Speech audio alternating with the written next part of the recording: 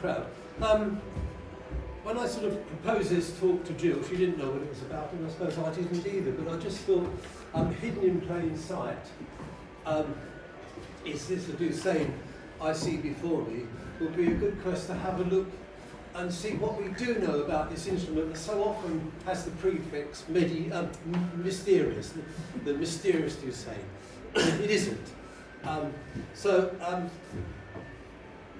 I started off wanting to sort of to talk to you about, go out there and have a look with different eyes, and that sort of comes through this talk. But what happened in sort of doing the research for this talk, I suddenly found myself going off on another path, which I thought was fairly important and quite interesting. So my journey, excuse me reading this, my short-term memory these days is not so good. Excuse me reading this. My journey through the labyrinth, medieval and early Renaissance spellings of the instrument called a douçaine, strange enough, started with a visit to Hardwick Hall in Derbyshire, where resides the elegantine table. I'm nervous for some stupid reason. And it was made in the late 1560s for the family of Elizabeth or Bess of Hardwick, as she was known. For those of you who don't know this piece of remarkable furniture, its surface is inlaid with depictions of musical instruments. There it is, and I'm going to leave that there for a while and come back to it.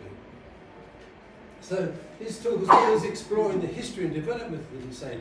It's also about making us question what we really see, or what we think we see when we look at iconography, and I think might create more questions than it answers, which is a good thing.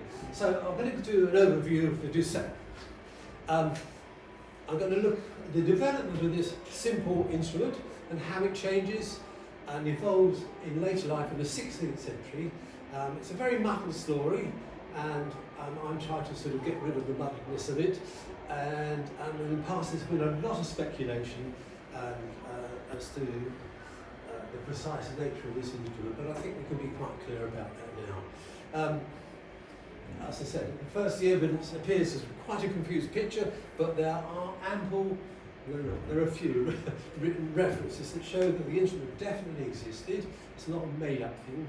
And for over 3 centuries in various forms and sizes. There can be no doubt that cylindrically bored instruments have been around since very early times, well before the medieval period, and continued to be used well into the 17th century and beyond. Hollow plant stems were readily available in nature, and the technology needed to produce instruments with cylindrical bores is far easier than those with conical bores. In other words, Shawms have got a conical bore, an expanding bore. You need a lot more technology, you need more tools. A simple cylindrical bore is quite basic to make. So there appear to be 2 clear periods in the development of this instrument, because it does develop. The medieval, which is say up to and including the 15th century, we'll talk about the cusp as being the end of the 15th century, the beginning of the 16th century. There is a distinct blurring between the two, as there is with all these things when you're doing research. Right, let's start off with the douçaine. The first known reference is in Spain that we know at the moment, is in Spain in 1330, as early as that, where it is referred to as a dulzaina. European references with many different spellings appear across the whole of Europe throughout the medieval period, and here we've got a few examples on the wall there. They're all basically sort of the same, and you can see there are regional differences in spelling, and as we know, spelling was not uniform, and there would be sort of regional differences about pronunciations and accents there. But all these references here refer to the instrument appearing either in inventories or being played in a sort of musical or performance setting. It's worth mentioning right at the start that the root of all these words is dos, and that means sweet or quiet. And it suggests that the instrument has the name. Why would you call it quiet? Unless there was a louder instrument somewhere. So it does sort of make you think a little bit about that. But for the sake of simplicity, I'm not going to pronounce all those at all. I'm going to, throughout this talk, I'm going to use the word douçaine to represent the medieval instrument. Around 1487, Tinctorius published his the Invention Musica in book 3, does 3 books of instruments and music. He gives a very clear description of a douçaine when he describes 2 distinct types of shawm, he calls tibia. The tibia called celimella has 7 holes, provided that its holes are correctly placed, it means figured. Any composition can be played on it, any composition can be played on it, and it is completely perfect. On the other hand, there is that tibia called the dulzaina, on account of its softness, of its sound. It has 7 holes in front and 1 behind, like a fistula, a recorder. Since not every kind of piece can be played on it, it is considered to be imperfect. So here he's talking about analysing that, just covering that. He's talking about 2 different instruments, a loud one and a quiet one. They're both called tibia, but they have the different names. The fact that the dulzaina, as he calls it, has a thumb hole on the back, is soft in sound and imperfect, i.e. does not overblow and therefore has a limited range, indicates that it must have had a cylindrical bore. Now, if those of you that play woodwind instruments, you know that if you've not got a thumb hole on the back, it's used in a shawm, it can only be a shawm. If you've got a thumb hole on the back, you need it to extend the range. The problem with cylindrical bore instruments, it only has as many notes as it has holes. Tinctorius describes it as completely perfect, that's the initial one. Unfortunately, Tinctorius does not give us any indication of pitch of the dulzaina, but bearing in mind that the shawms at this time were still in their smaller sizes, that is sopranos and altos, a tibia dulzaina of similar length is likely to have been equivalent in pitch to a tenor crumble, and therefore are not lower than the shawm. So here we have an example of a shawm, right? And I'll just toot a note or 2 quickly on that. Soprano, note in the middle of the range.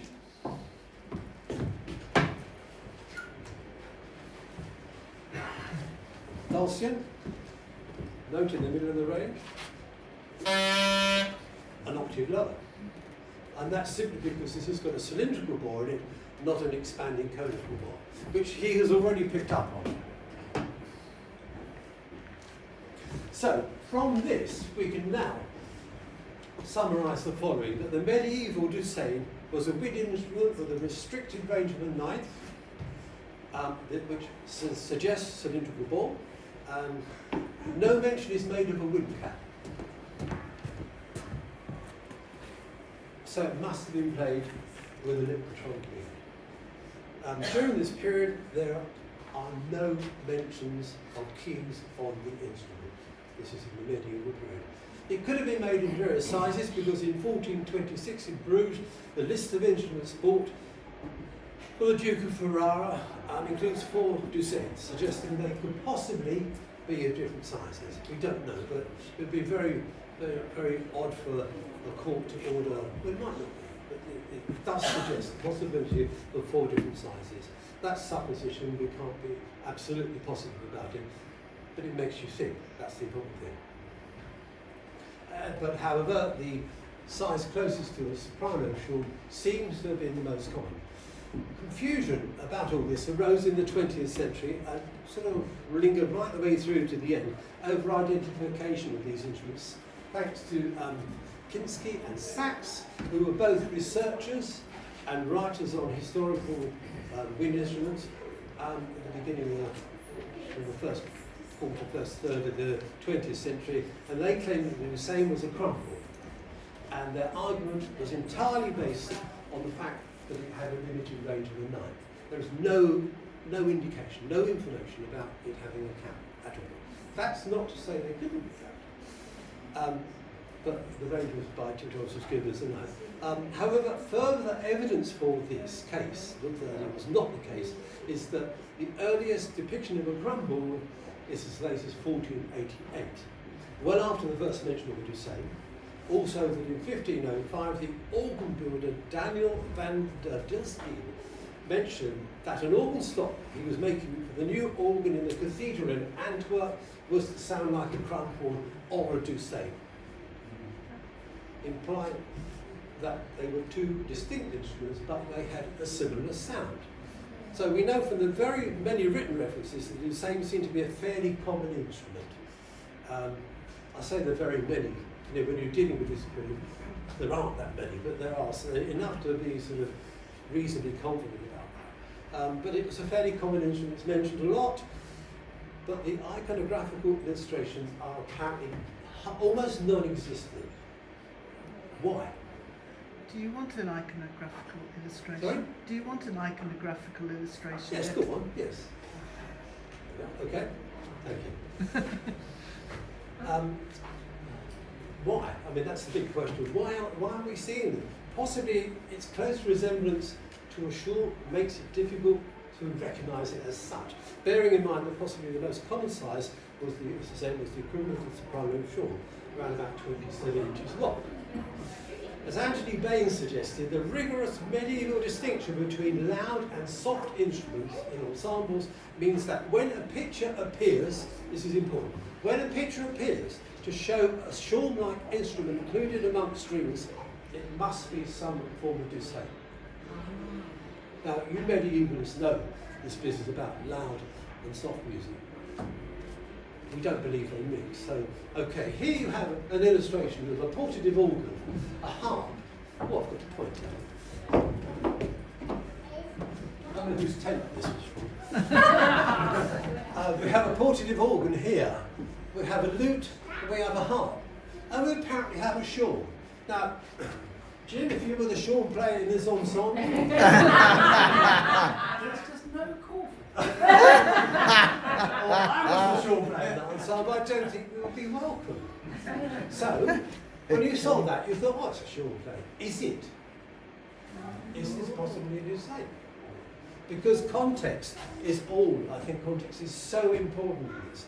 So my question here is, why are we seeing that? Are we making incorrect assumptions about what our eyes are seeing? And we're just so programmed to see something that looks like a shawl. It's a shawl, isn't it? And you walk away. But are we completely missing the medieval douçaine? Can we have a few more illustrations? You got any more? Yes, okay. 14 something 9. 15. On the dot of the thing. And here we have 3 angels, apparently playing shawls.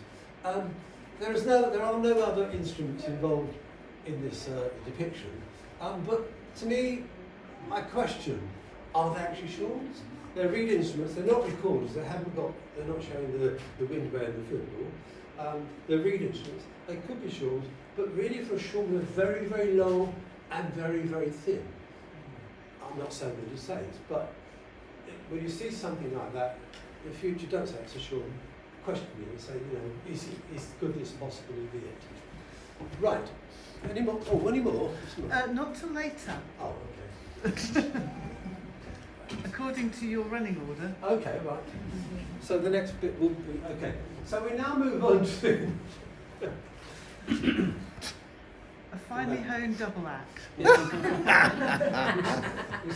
we spent an awfully long time rehearsing this.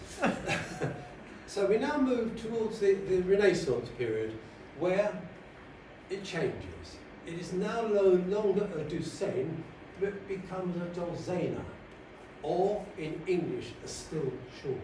And there is a sudden change, not sudden change, but it's in the Renaissance when things are developing and technology is changing. So the word dulzaine, first appears in 1520 in Renaissance Italy in the inventory of Cardinal Ippolito d'Este, where it is referred to as an instrument called a douçaine.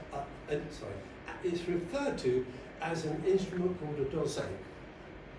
Now, if I held up a lute and said, I've got an instrument called a lute, you're going to go, we all know that's a lute. So this must be a new instrument. If you use the phrase, I've got an instrument called a thingy-bob, it's going to be a new thingy-bob. You're not going to say that about an instrument that's well known. So this implies that it was a new or previously unknown instrument. As I say, we wouldn't say it was. These are the other references, a few of them, and you can see the dates run from 1520 up to 1568. There are further references, all with slightly different and probably local spellings, etc., all occurring mainly in Italy, which, as we know, was quite a centre for instrument making, Italy and London, because of the family called the Pissanos, who worked in both places. So in Florence in 1539, at the festival celebrating the marriage of Cosimo I, Duke of Florence, to Lady Eleanor of Toledo, in the comedy Il Commodo, a 9-part piece is listed, and amongst the instruments that are listed to be played in that piece is a dulzaina. The music survives, and if you buy my third crumpled book, it's there.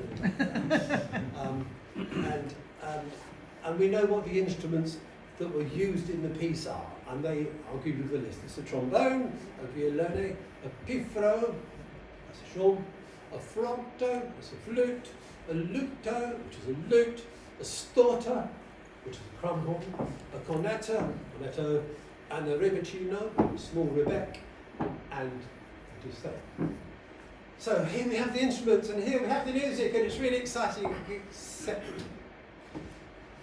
they didn't tell us what instruments played what parts, and that is just so frustrating. You can work it out to a degree, but you can say, well, the crumhorn would have played that part because it's only got 9 notes, etc. But throughout all these pieces in that 1539 publication, well, pieces of music, and there are several for the celebration, the instruments aren't actually, we've got the music, we know the instruments, we don't know what happened. So, but in Ferrara, again in 1565, the instructions for playing the forgotten refer to the dulzaina. Now, for those of you who don't know, and I don't expect many people to know this, the forgotten is a peculiar sort of bagpipe. I was going to say all bagpipes, but this is particular because it actually has 2 columns, 2 separate chanters that are really, they're quite robust, looking a little bit more like quartots, played with either hand, and it's a cylindrical board instrument with double reeds. And so the instructions for playing the forgotten refer to the dulzaina, where they say the larger tube in brass of the large chanter is crooked like that of the dulzaina.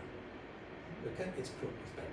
And then further on, he says, with the other chanter, you can play a melody. You can play a melody or both, it is now talking about. With the other chanter, you can play a melody, or you can get a single sound like that of the dulzaina to play in concert. So here we have the similar sort of sounds with the body instrument. The important part here is that he refers to a large tube in brass, crooked like on the dulzaina. Okay, and the significance is that by 1565, the dulzaina was being made in large enough sizes to need a crook. Here's a small one that doesn't need a crook. Here's a large one. If you've got long hands like me, that's got a straight crook on it. But a lot of people have that with a crook on it. So the implication from that sentence is that the dulzaina was being made in larger sizes.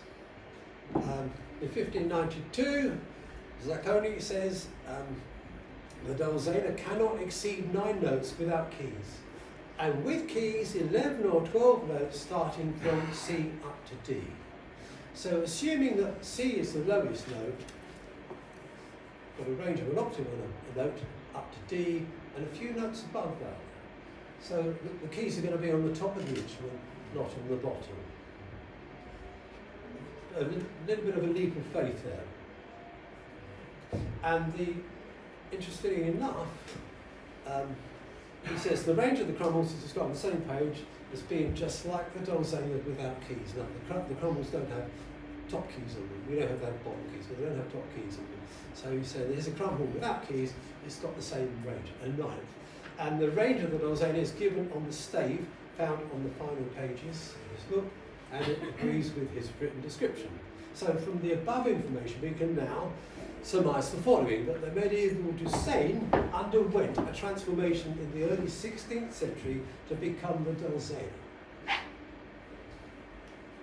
There were two important changes. They were the upper extension keys were added to increase its range, and it started being made in larger sizes that required a crook for the reed. However, it still retained its cylindrical bore, and there is no evidence whatever to suggest that the douçaine proper had a rim cap, although, as we know, cylindrical bore instruments were capped. During all this research, sort of the wet kip of life comes along and drops in front of you, because the word douçaine appears. Again, dos, sweet, and in various forms and various spellings, and you have to separate this out. The douçaine, in case you don't know, is the sort of continental Italian word for a kirtle. And for those of you, you will know what a kirtle is, I'm sure. Do you want some pictures? Yeah, all right, just have a few. Let me finish this. Then we'll go. Okay. So it just adds to the confusion. We have to separate that out. But it is possible to make a distinction with all the inventories there are when both instruments are referred to, when you end up with a douçaine and a dulzaina in the same inventory. You know it's two different instruments. It becomes even easier when the word fagotto is used, which is the Italian word for a douçaine or girdle, and the distinction is far more obvious. Let's have a look at a few pictures, shall we? Okay, this is where we start to use our powers of observation. So we have here an ensemble, okay, sort of guitar lute thing, a harp, and a loud reedy instrument. Is that a shawm? It does not look like a shawm, doesn't it? It has a fontanelle at the bottom, and it's a double reed at the top. But for me, the context is wrong. If you're going to be playing that with a harp and the other instrument, it's going to be a little bit awkward. And that's the complete picture. That's the detail of it. There's another one up. And the same here. Okay, here we have a quiet ensemble where we have a lute. We have a harp here, I think it is. A hammered dulcimer. Oh, sorry, lute, hammered dulcimer, a harp, a little rebecchino, and a reed instrument, a shawm in that context, I think is a bit unlikely. I'm not saying it is a douçaine, but it does beg the question, is it a douçaine? Is that a douçaine? Are we seeing this mysterious instrument that apparently doesn't appear? It's there. Oh, and here's another one. We've got one here. We've got a harp, an organ, a few instruments, quiet instruments on the ground, a bow, and here we have a long, thin. It could be a trumpet, but if you look, he's fingering it, so it's got finger holes in. So it's going to be a reedy something, and I suggest because of its thinness, it could well be a dulzaina. Can you go back? I like. There are two things I really like about this. Is that the girl holding the upside down crumble. The expression on her face is like, I don't believe what you're doing. Or, would you like to play this instrument? And the other expression I like is this cherub here, who's working the bellows on the organ, who is glowering at his feet, trampling the recorders on the ground. You know, he's obviously quite concerned about that. So great fun, and the dance is up there. But, and here we have a shawm. Here we have, I think it's a shawm. Could be the top of the same. Here's another reed instrument here, hidden away. So, have a think about it. Oh, and another one here. Quiet instruments, lute, violin, could be violin, harp, and a windy instrument, and a couple of recorders here. Is that going to be a shawm, or is that going to be the quieter douçaine? We really don't know, but have a think about it. So the 16th century was a time of great invention, innovation and development for musical instruments in general, and a quick look through Pretorius quickly shows that the humble cylindrical board douçaine in the medieval period, its technologies eventually developed into such instruments as crumhorns, cornemuse, quarters, triari, swordoons and rackets, some with wind caps and some without.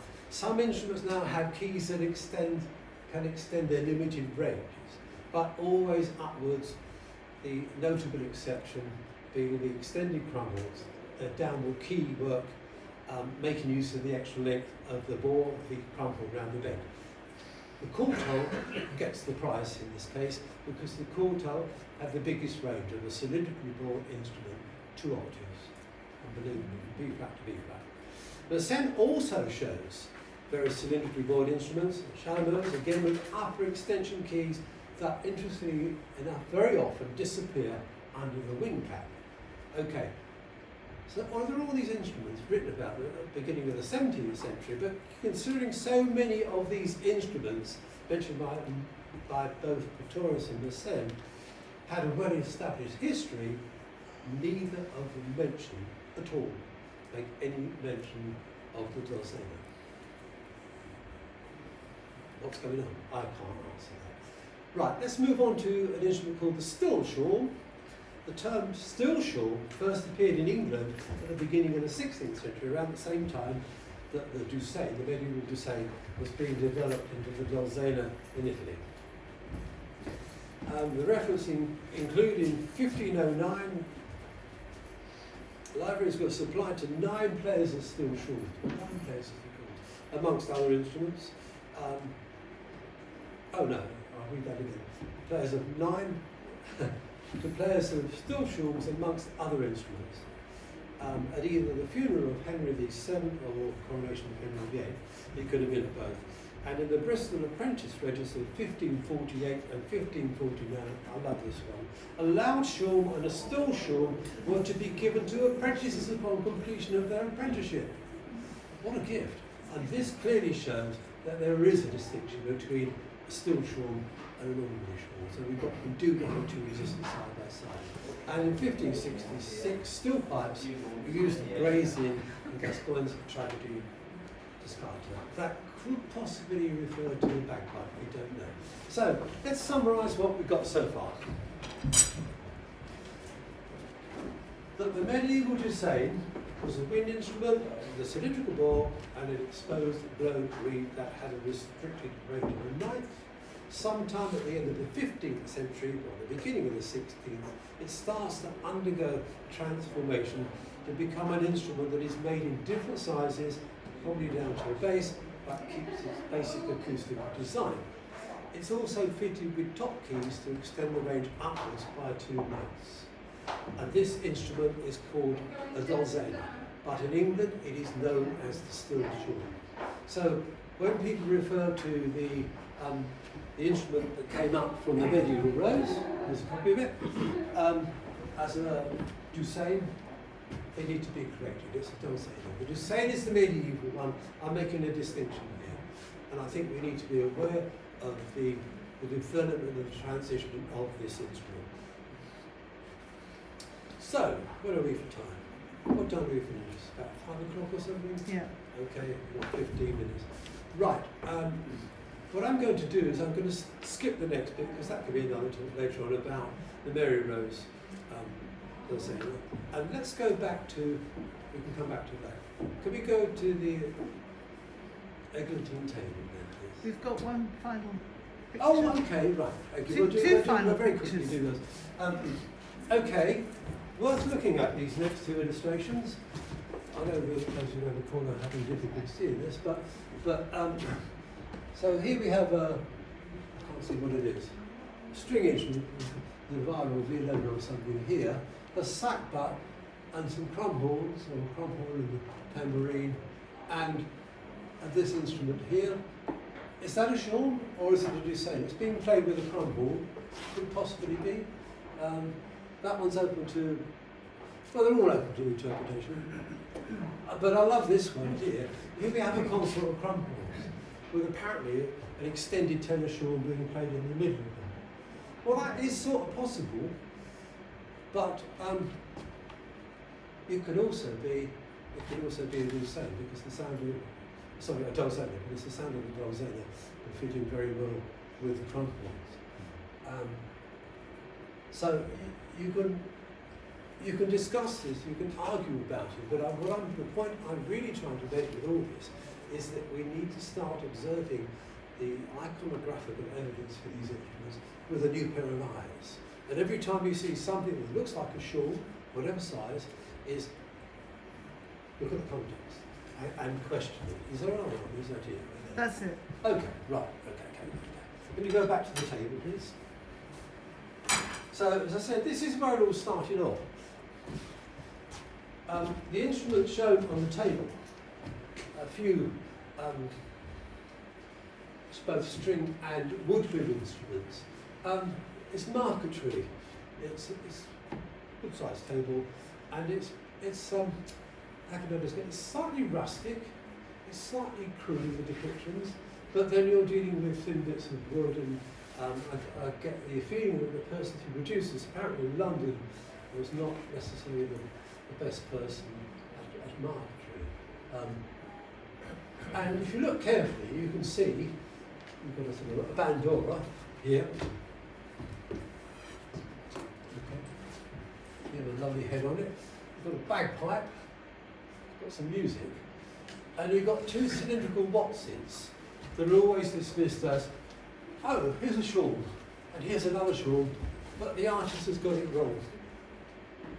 Because he's put the fontanelle towards the top of the instrument. Now everybody knows a shawl has a fontanelle at the bottom of the instrument to get to the bottom notes. But that says to me that's a douçaine. Because you've got keys at the top of the instrument, not at the bottom. I know it's crude, I know it's not the best representation, but it has all the features of a douçaine. You can tick everything off. There's nothing you can cross off, other than, I mean, if it was it's not, I don't think it is a misplaced shawl. I believe that could be a douçaine. And the one here is even more interesting because it has got a crook with a reed on it. So it ticks all those things that we say creates a douçaine. Again, the key work at the top of the instrument, not at the bottom. And I think the reason that it's smaller than the one at the top is probably because there was only that space to put it in. So then he squashed it down to fit it in. It might have been better if you put them around the other way, but it was a little bit too late then because he was decorating. And this style of key, these curved keys, you do see about on old bagpipes, or bagpipes of the period, and it's not an uncommon thing to see keys of that curved shape, unlike ours of today, and also disappearing up under a fontanelle for protection, and also to give a bit of mystery. I think they like to sort of hide mechanical things to make something a little bit special, a little bit mysterious. The bagpipe is the odd one because it too has keys, which again suggests to me that it's a cylindrical board, but it's got a fontanelle at the top, fontanelle thingy with two keys coming out. Then he's also got another two keys at the top going into the stop of the bagpipe, which would have sort of been a little bit impossible to play. Anyway, so that does sort of throw up a few questions. But the fact that these two instruments tick all the requirements of the dulzaina, the Renaissance instrument. And what was the date of this? I said 1568. 1568. It's absolutely spot on in the period.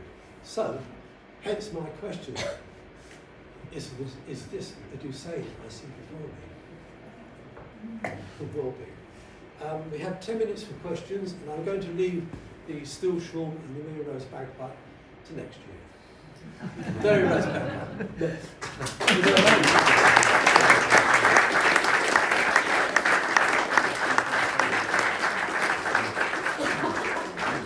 If nothing else, it makes you go away and look at iconography with a different pair of eyes. Then I've achieved my aim. So, questions?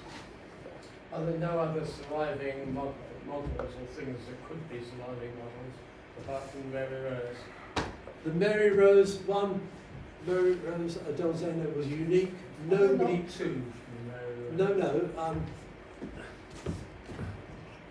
No. It comes apart. It was in two parts. And that's as it was made. We've got time to do a very brief sort of whistle-stop history of this, because it's an interesting instrument because it's cylindrically bore with a little bit of a flare at the bottom and keys. Let me first of all play the medieval one, the douçaine proper. Okay, cylindrical bore, bit of a flare, a bell, double reed, massive double reed. That's what these small bores need.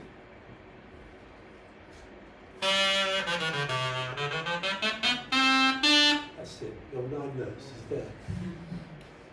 But the problem is they don't overblow the octave. See if I can do it.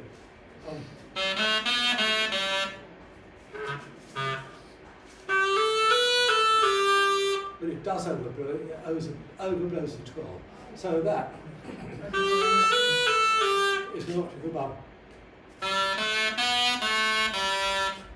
You've got notes in between that you need to fill up if you want to use those overblown notes, which are wonderful. You can play around with them, but if you wanted to use them in a concert situation, I think I would suffer from extreme performance anxiety. But good old Mary Rose.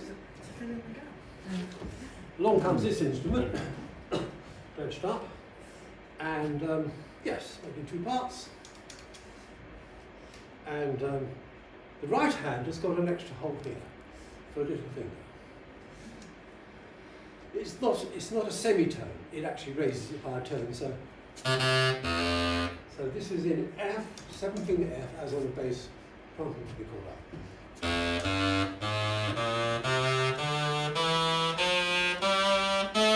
That takes it up to an A, because you can use your thumb of that extra note here. So you've got to think you're playing in an F instrument with your right hand and a G instrument with your left. Eventually you get over that. But it's got this extra key on the bottom, and that takes it down to, that's my F, skips the E, goes down to a D. What we think, and this doesn't always work, but what we think is going on here is that with everything closed, if I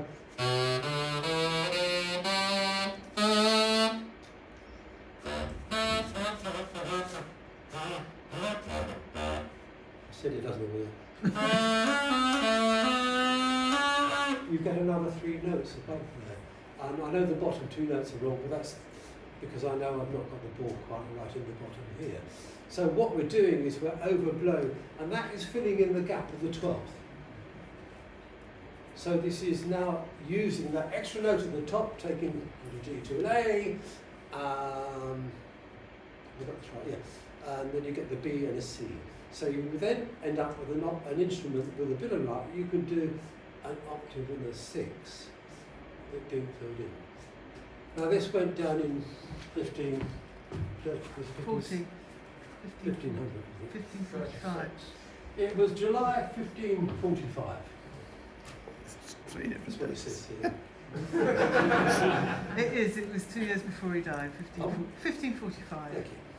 And it disappeared under the waves, and the ship got silted over, people flying on the starboard side, and we know there were quite a collection of instruments, including the Mary Rose douçaine.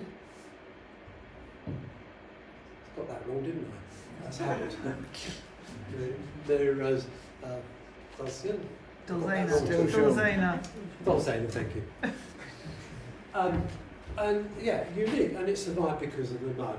And it was a long time before people started pointing out you can overblow on it, and you need that extra length. And it's more likely to overblow than the smaller ones with the right reed and the right setup. What I find intriguing is that the top part was made in boxwood, the bottom part was made in cherry. So I've got a feeling that this was already a bit of a development going on, because this is a courtly instrument. There's a lot of work in it. And it was one of Henry's musicians, on board. He died with it, you know. 700 people died on that boat when it tipped over. So a lot of people to that. But you would expect it to be made in boxwood, the same as the top. So was this an innovation? Was the original just have one key on the bottom? I have this lovely sort of mental picture of perhaps one of the designers in his workshop in London and his apprentice socket. You get the really heavy bit made out of light wood. So the top is boxwood and then particularly with larger rowboats. The bottom is Yeah, another wood. bottom will be maple or Oh, that's interesting. I didn't know that. hold it up. Yeah, because you have to hold it up, obviously you can't just That's interesting. I should and bear that's that the in mind theory, for the because it's future. stained to match. It could well, Yeah. yes, okay. That could well be the case because cherry is a much lighter instrument. And I suppose if you are holding it out like that. So maybe the two fontanelles was an attempt to lighten the instrument. Because there's a lot of work in making two. And I just had the picture of the sort of the poor apprentice sort of being told to go off and make this instrument and coming back and showing it to his master, and the master saying, well actually, wouldn't it have been easier to make just one long fontanelle? It would have been a lot quicker and a lot cheaper. And I suggest there was a long silence. But when he made the prototype of the bass shawl, he didn't get that one wrong. So anyway, that's just a very quick whiz round Mary Rose. But there are two things going on here. One is observation and context for what we think are shawls, are they douçaines? And then it moves, it's quite obvious it moves to the douzaine. Any more questions? You don't think it was just something that Carpenter and the Mary Rose knocked up the thinking quarter hour? With all keyword? Yeah. He's I stuck on the ship. I can't- What else to do? I cannot tell you how many, there's hundreds of holes in this. I mean, making that bit's easy. Yeah. Okay, we can make that in an afternoon. That's a week's work. This is not knocked up. Yeah, but if the Carpenter stuck at sea from... It only just left. Do you think that was the first time they left the port? They take pole lathes on No, I who said it was made on the ship? It was made Yes, on the I'm asking. No, he's asking. Okay, so your question? Sorry, Does on the ship. the still shawl or the dulzaina figure in that long inventory of the instruments then? Oh, No. that was a good one. Jane can No, answer. there's a reference to dulceuses, but no one quite knows what they are. But they said the dulceuses, which is the nearest to it, it says they were covered in black leather and tipped with silver. So they're more likely a dulcian than a douçaine. Any boss? Yes. Does that answer your question? Good. Anything else? Yes? I may have got muddled up, but isn't this a dulzaina as well? No.